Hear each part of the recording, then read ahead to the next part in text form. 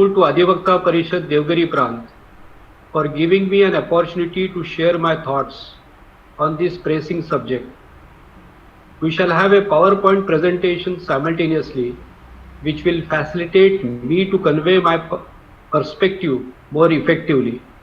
Friends, as we all know, COVID-19 is a human tragedy and has caused massive disruption of global economy on an unprecedented scale. Economists and analysts had predicted a recession even before the outbreak of the pandemic earlier this year. However, COVID has drastically aggravated the situation. It can be said to be a black swan event in terms of its magnitude and global impact, the results whereof have upset the demand and supply chain and plummeted stock market across the world. It has invariably affected the performance of the contractual obligations between the parties. Friends, in this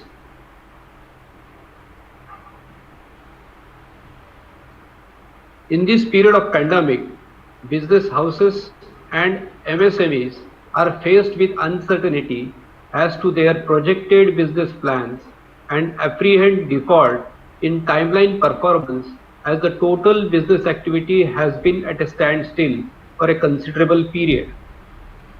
A well-designed legal strategy requires some understanding of legal implications of COVID-19 outbreak on contracts and the consequences of invoking force majeure clause or pleading frustration of contract. Friends, to cope up with the current scenario with no clear precedents from the past to provide any guidelines, the parties will have to renegotiate, suspend, or end their contractual arrangements. After coronavirus outbreak, I received a barrage of calls from the clients seeking clarification of their doubts as to whether the present situation will lead to invocation of the force majeure clause. Further, those who stand to lose have expressed concern over the issue and inquired about the alternate solutions. Friends, from the perspective of a common man, when the contractual obligations are not met with, there arises a requirement to consider as to whether the contractual responsibility has been adhered to or not. In this present webinar, I will broadly go through the statutory provisions and allude to some landmark rulings, thereby highlighting the germane issues and points from my study on the subject. Friends, Sir James Stephen had drafted Legal Contract Act, Indian Contract Act 1872, which is a very precise, categorical, accurate and comprehensive. However, Indian law is not contained by English law as our jurisprudence has developed to a great extent. As other common law jurisdictions, Indian courts will seek to enforce the bargain that the parties have struck. However, there can be some limited exceptions to this. We will consider force majeure and the doctrine of frustration of contract during the course of this webinar. Force majeure is a common clause in legal commercial contract that allows one or all parties to limit their liability in the face of some unforeseeable extraordinary event. The purpose is to allow the parties to contractually allocate their risk in relation to the occurrence of a contingent unforeseen event. This contingency element is covered under Section 32 of the Contract Act. Friends, while entering into a contract, one has to keep in mind that the force majeure is not an automatic right, however, will apply if contract expressly provides for it and subject to various other considerations. Moving to the frustration of contract, we can say that it is not a contractual right, but it is a statutory remedy under Section 56 of the Contract Act. In absence of a force majeure clause in the contract, the parties will examine the possibility of frustration of contract to allow them to opt out of the contract. Frustration operates to excuse the performance of obligations on the basis of a supervening impossibility or an act becoming unlawful after the parties enter into a contract. The standard of proof for frustration is generally higher than that for force majeure. Now let us dive in and understand the key concepts. The term force majeure first found mention in French law, which was called Code Napoleon, now named as Code Civil, and was first documented in 1690.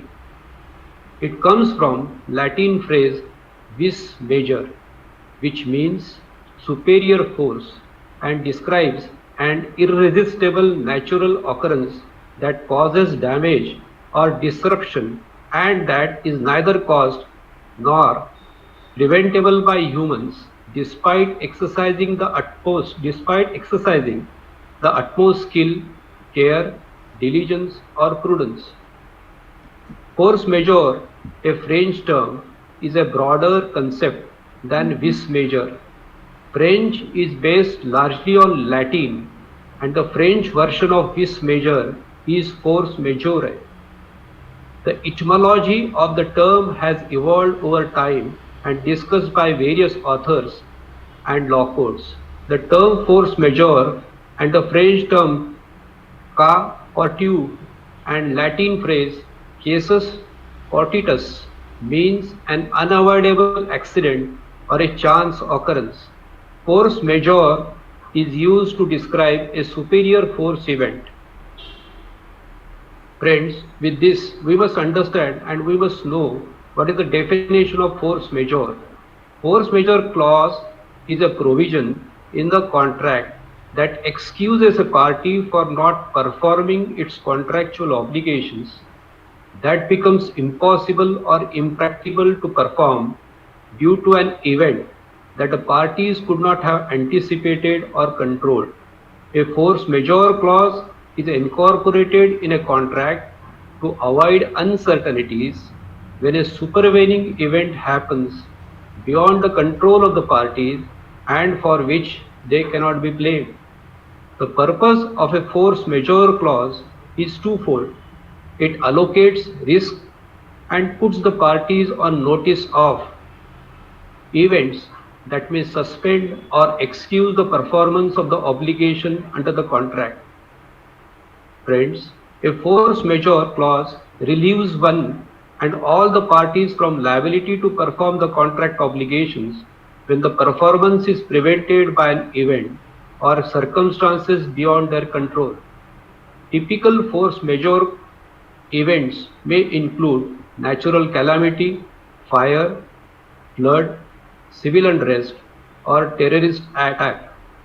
A force majeure clause in a contract may relieve the parties from uncertainties regarding the consequences of an event on which they have no control. Also, if an alternative mode of performance is provided in the contract, then party has to switch to that mode instead of calling for the application of a force majeure clause. Force majeure clause may also provide for extension of time instead of relieving the parties from their obligation on the happening or non-happening of a certain event. For instance, contracts which provide for shipment of goods from one place to another have such a clause which says that if the goods are not delivered within a certain period of time, then some additional time will be stipulated for delivery, failing which the contract may be cancelled. This slide gives an overview of the application of a force majeure clause. Let us go through it one by one. Force majeure clauses in contracts may be of three types depending on its construction. First, specific construction, which includes specific events such as war, terrorism, acts of government, acts of God, so on and so forth. Second, general or residuary construction, which includes clauses ending with the words like beyond the reasonable control of the parties. Third, blended construction, which is a combination of both specific and general language. Force majeure may excuse the performance of the entire contract or only a part of the contract. The type of force majeure clause assumes great importance in order to ascertain whether a particular event amounts to or does not amount to a force majeure event. In practice, most force majeure clauses do not excuse a party's non-performance entirely, but only suspend it for the duration of the force majeure event, and accordingly the time for performance stands suitably extended. The interpretation of force majeure clause is based on the intention of the contract between the parties, while interpreting a force majeure clause, it has to be strictly and narrowly construed so that a particular event is covered under it. This has been reiterated time and again by Indian and English courts of law. The contingencies, circumstances, or events amounting to force majeure have to be reasonably specified in as much as the force majeure clause should reflect as to what are the events, circumstances which amount to force majeure. If they are not specified, the force majeure clause may be considered as void for uncertainty under Section 29 of the Contract Act.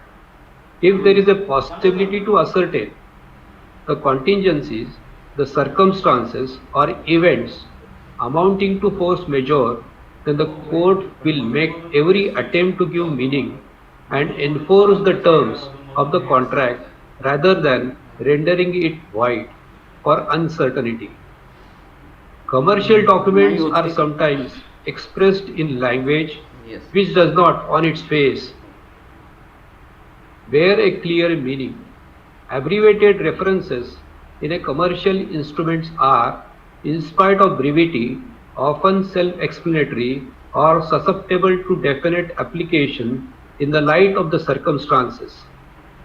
In fact, if contested, the court can permit the parties to lead evidence to ascertain their intention.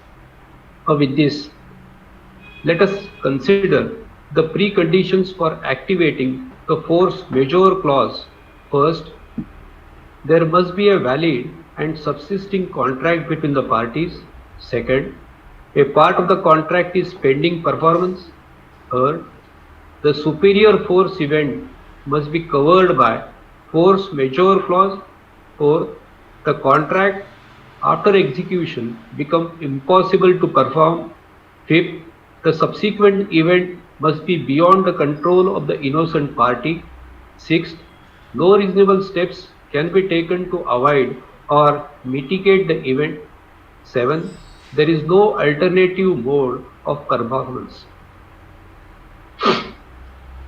Now with this, we have to plan out, we have to do some strategy so as to enforce the said clause depending on whether the parties eventually decide to invoke the force majeure clause or explore renegotiation to alter their performance. If negotiation does not settle the differences, the invoking party will have to compile all the documents, correspondence, and issue notice to the other party invoking the force majeure clause by inserting material facts with material particulars and the occurrence of the event which makes the performance impossible. To understand the effect of invocation, it is important to see how the other party receives the notice. The other party with a commercial acumen may attempt to renegotiate the timelines or respond to the notice, thereby turning the entire action adversarial. While combating the force majeure claim, it is necessary to address certain questions and take steps as enumerated in this slide. Firstly, Check if the claim is covered under the force majeure clause. Secondly, confirm whether the claim under force majeure is shrouded by economic slowdown, commercial unviability, or impairment of addressing parties' right. Thirdly, carefully assess as to whether performance of the contract was in fact hindered as a result of COVID-19 pandemic. Fourthly, defend the claim by spotting the lacunae in the notice and assert the alternative mode of performance if any. Now with this we have to state concisely, precisely the version of facts and create a constructive case, and lastly, seek legal advice on legal and commercial issues in order to defend the claim.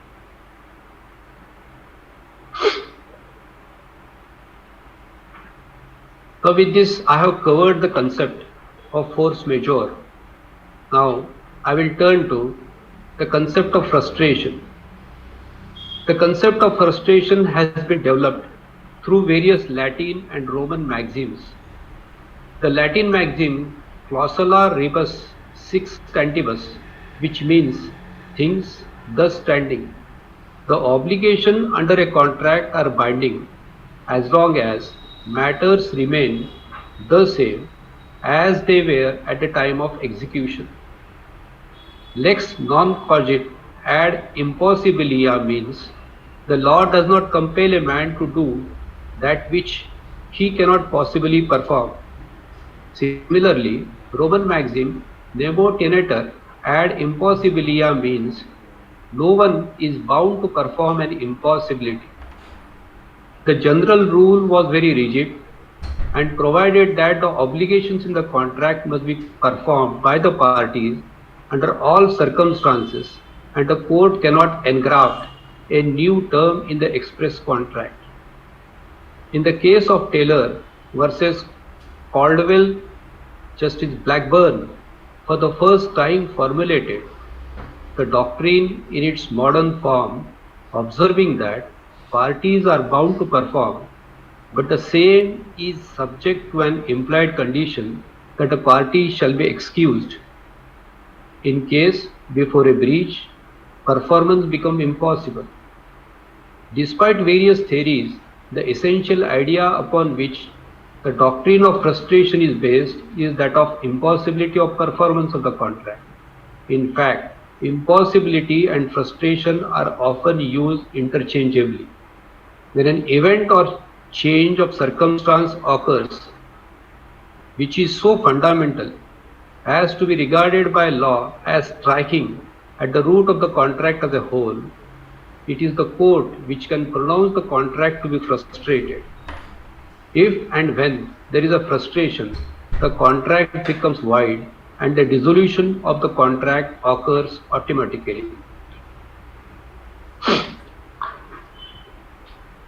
Friends, Indian Contract Act does not define the term frustration. However, the jurisprudence which is enveloped in section 56 says many things about it. First part of section 56 of the Contract Act starts with praesentia, which is a fairly detailed provision which says that if you and me contract to do any impossible act, the contract in itself is void. The second part of section 56 is in futuro, a contract which subsequently becomes impossible or unlawful by supervening or subsequent events, it becomes void, and the voidness attaches from the time when it becomes either impossible or unlawful. Interestingly, the test to identify frustration includes the same parameters used for activating a force majeure clause. The same are captured on the slide. Now I request you to have a close look to the slide. Unlike cancellation of contract, the frustration of contract is not determined at the volition of party. While deciding whether or not a contract has been frustrated, the courts objectively look into, firstly, the construction of the contract, secondly, the effect of the changed circumstances on the parties' contractual obligations, thirdly, the intention of the parties, and finally, the demand of justice upon weighing the scales of equity. Upon Friends, upon taking a comprehensive survey of the commercial law jurisprudence, I have enlisted factors which will amount to frustration of contract. Some of the most prominent factors are: first, where the subject matter of the contract is physically destroyed. The things which are destroyed must specifically be the subject matter of the contract. Therefore, if the contract was not restricted to those specific goods, then it may not be discharged. For instance, if a machine to be installed in a factory premises is destroyed by fire, or where a wall of cinema hall collapsed by heavy rain, if these incidents mark the integral part of the contract, the same would stand frustrated. Second, where the legal development result in subsequent illegality of the contract. It is presumed that parties intend to contract with reference to the law as existing at the time when the contract is made. However, a subsequent change in law or in the legal position affecting a contract and prohibiting the performance undertaken by the contract is well recognized ground for frustration under Section 56. To discharge the contract, the change in law must be such as to strike at the very basis of the contract and not merely to suspend the performance under it. For example, an order of the Honorable Supreme Court which prohibited stone crushing activity affected the supplier, who was required to supply crushed stones from its own stone crusher. The change in legal position made it impossible for him to supply crushed stones. For the third, the object of the contract is lost. As already stated by me here before, the term impossible has not been used in Section 56 of the Contract Act in the sense of physical or literal impossibility. The performance of a contract has become redundant by an untoward event or change of circumstances, then it must be held that contract is frustrated. Fourthly, delay, death or incapacity of a party to perform. The delay and laches also result in frustration of contract. However, when time is the essence of contract, the delay for an indefinite period caused by supervening event would totally upset the basis of the bargain and commercial object which the parties had in view. Such delay will radically change the contractual circumstances, and then it will be impossible to fulfill the options which the parties originally agreed. Also, death or incapacity of a party whose personal performance was required as per the contract is a valid ground for frustration of a contract. Finally, an unforeseen supervening event which renders the contract unworkable and is beyond the reasonable control of the parties invites the doctrine of frustration. On the other hand, let us understand the factors which will preserve the sanctity of the contract and will not lead to its frustration. First, the contract has inherent or foreseeable risk. Certain risks are deemed inherent to contracting. A party cannot seek frustration when the parties have or ought to have foreseen a potential risk. In an interesting case, a common carrier had the obligation to ensure the safety of goods against everything extraneous except the act of God or state enemies. The carrier was made liable for the destruction of the goods when the mob set the goods on fire after the then PM Indira Gandhi's assassination because the contract had foreseen such risk. Secondly, a party may often face unanticipated events such as an abnormal rise or fall in prices, sudden depreciation of currency. However, these do not absolve a party of their end of the bargain.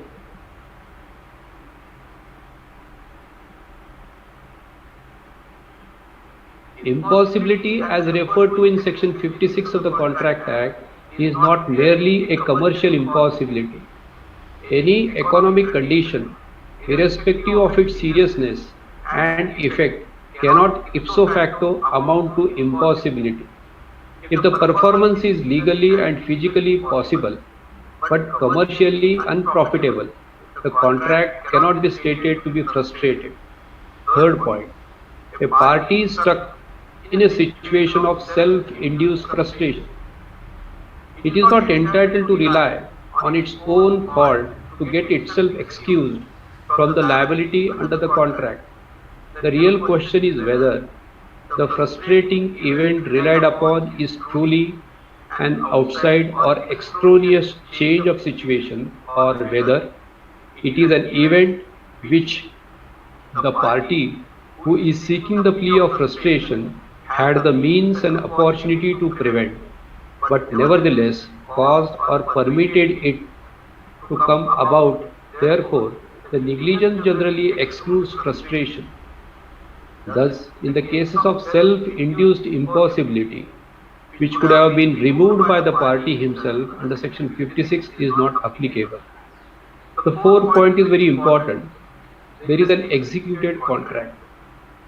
The doctrine of frustration comes into play when the obligation, which is yet to be performed, has become impossible or impracticable to perform.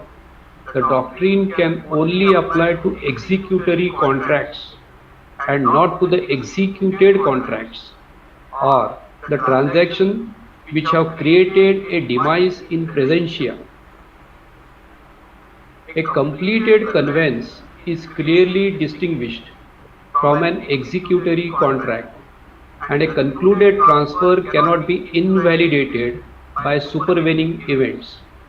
Section 56 of the Contract Act can apply to an agreement to lease, but not to lease deed, because lease deed is a completed conveyance. As soon as a lease deed is executed, the lease deed takes the place of the agreement to lease. Doctrine of impossibility based on equity and common sense cannot be permitted to become a device for destroying the sanctity of the contract. The Supreme Court has held in the case that when the property leased is not substantially destroyed or become permanently unfit, the lessee cannot avoid the lease on the ground that he is unable to use the land for the purpose for which it is let to him. To hold the defense of impossibility, substantial destruction of the foundation of the contract is absolutely necessary. Finally, a contract will not be frustrated if the contract foresees this situation and creates an alternative mode in which the contractual obligations can be performed. On a juxtaposition of two pivotal concepts, let us first understand the interplay between force majeure and doctrine of frustration. Under the Contract Act, the presence of a clause dealing with supervening events in the contract ipso facto does not exclude the possibility of application of the doctrine of frustration. In number of cases, the courts have analyzed the scope of such clause to determine if it covers the supervening event, which makes it relevant to discuss the interplay between the two concepts. The presence of force majeure clause in the contract squarely covering the event will eliminate the application of Section 56 in that particular case.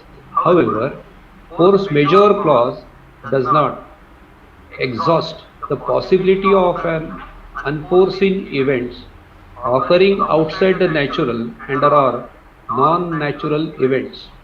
It means even though the parties have provided for the unforeseen events in the form of force majeure clause, yet there is a possibility of incompleteness of that clause.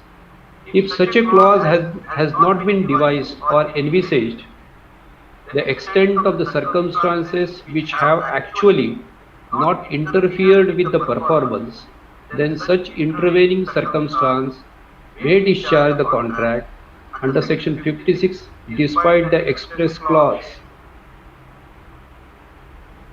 It can be deduced from the above analysis that even though a force majeure clause provides certainty to the contract, it is not necessary that it covers all supervening events, thereby excluding the application of the doctrine of frustration. It must be borne in mind that there is no straight-jacket formula and that its application may differ on a case-to-case basis, depending on the construction of the force majeure clause. It is important to closely understand the frustration and its aftermath upon its application. It is a well settled position of law that after the frustration of contract, the principle of restitution under section 65 of the Contract Act applies and the consideration received must be repaid. Any party who has received any advantage under a frustrated or void agreement or contract is bound to restore it to the person from whom he had received it.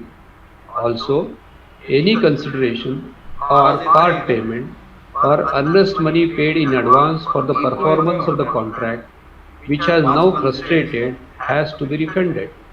For instance, when a contract of construction was frustrated because of the restriction under the statute, and the Honorable Supreme Court has ordered to refund the deposit along with interest.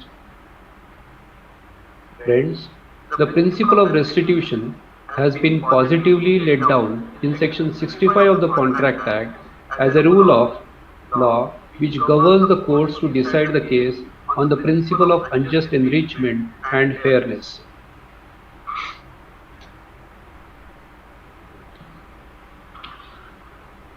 The next slide deals with the measures taken by government to cope up with COVID-19 situation.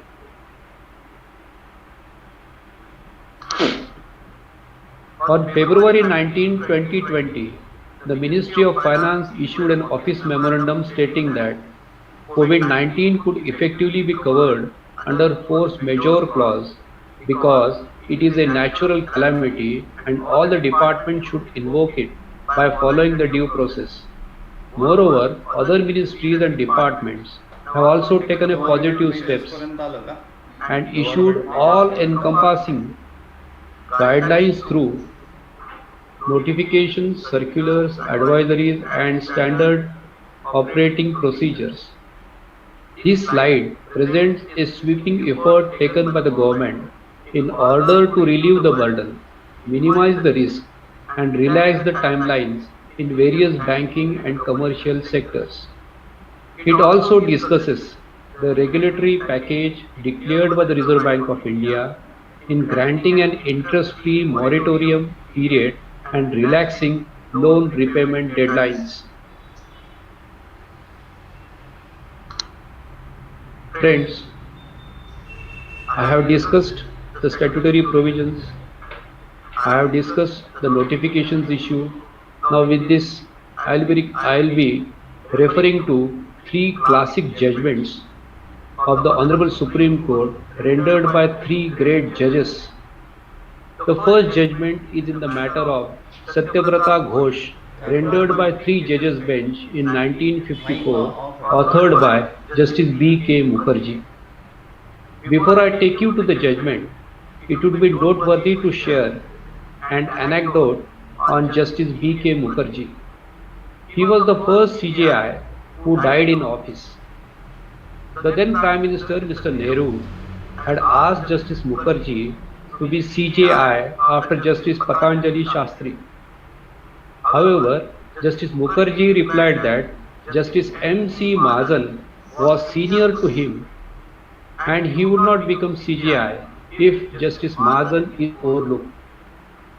Mr. Nehru persisted, upon which Justice Mukherjee replied that in case he was forced, he would have no option but to resign. Those were the times. He was a brilliant judge. Coming to this, Coming to his judgment in the matter of Satyabrata Ghosh in 1954, a person contracted with a developer for the development of his land. The developer defendant company promised to sell the plaintiff a plot of land after developing it by constructing the roads and drains. However, some portion of the area comprised in the scheme was requisitioned for military purposes.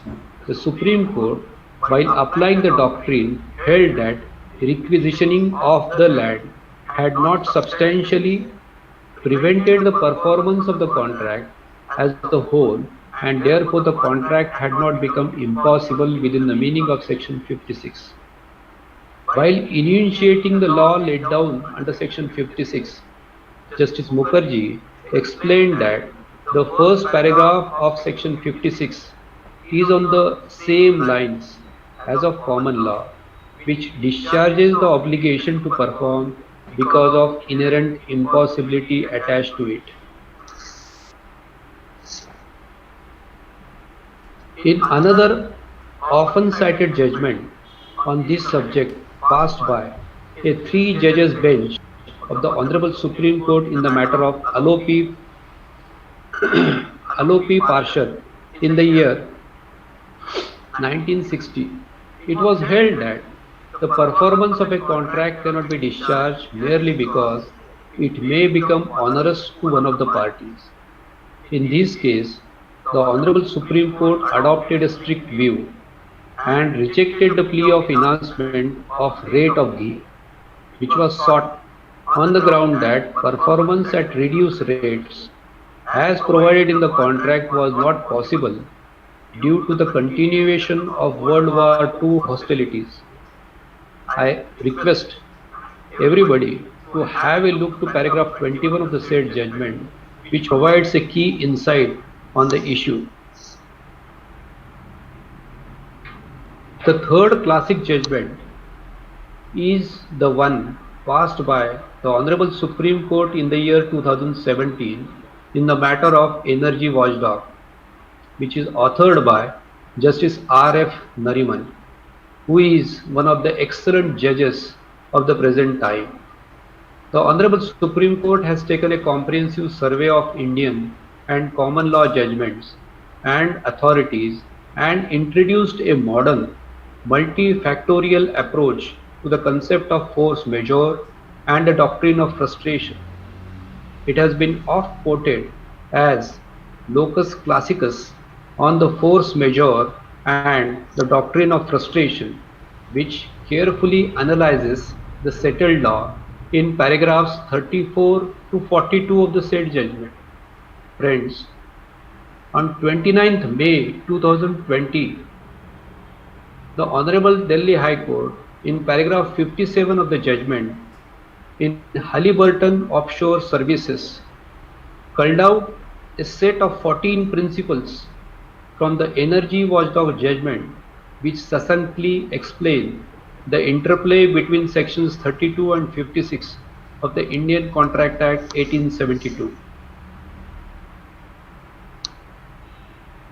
Now here is a snapshot of the entire jurisprudence on force majeure vis-a-vis the doctrine of frustration.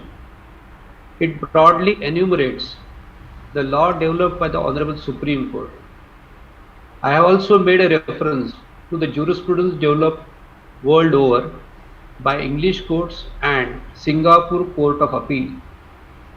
In the judgment of Energy Watchdog, the Honorable Supreme Court has enveloped the entire jurisprudence, as can be seen from the present slide. The viewers can refer to paragraphs 34 to 42 of the said judgment for a detailed understanding. During the span of the countrywide lockdown, various high courts have comprehensively dealt with the issue and spoke their mind through various orders. In this slide, I have captured all the relevant orders passed by Honorable Bombay High Court and Honorable Delhi High Court wherein they have unraveled the jurisprudence and ruled upon the applicability of force majeure clauses and the doctrine of frustration upholding the commercial viability of contracts. Friends,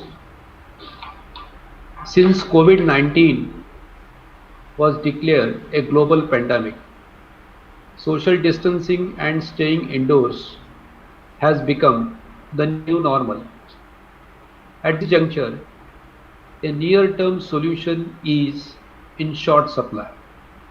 While leaders laud the fast-tracking of clinical trials, experts are cautiously estimating an 18-month timeline for a vaccine to overcome the pandemic, advising us that we must learn to live with the virus and its short-term impact on our life.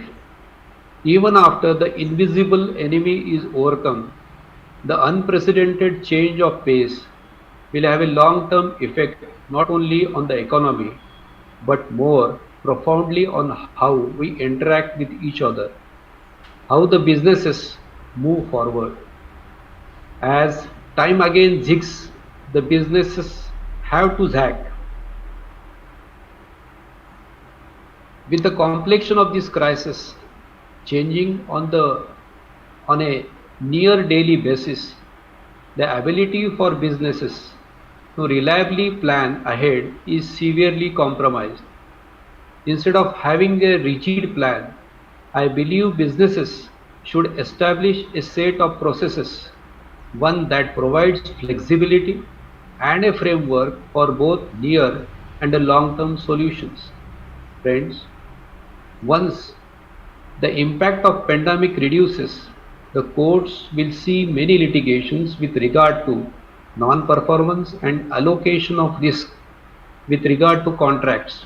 However, the contracts, however, the courts may be reluctant in invoking force majeure clauses and holding that the contracts have become frustrated, as it appears that performance has become onerous but not impossible. Friends, this does not mean that a party should be saddled with burden of the cost of performance. Common sense, business prudence, and modern jurisprudence show that the performance should be treated as suspended. It is said that innovation comes from adversity. To avoid tardy litigation, a simple practical solution could be for the parties to continue with the contract, thereby amending, altering, or novating it, and consensually agreeing for temporary suspension. This will preserve and protect the interest of both the parties and will facilitate the speedy post-lockdown revival of the economy. Now with this, I finish. Last but not the least, I must say, I am really grateful to all the viewers for joining in and lending a patient ear to my thoughts. Lastly, I wish to thank Harish Advan and my chamber associates for their invaluable support. Thank you. Namaskar.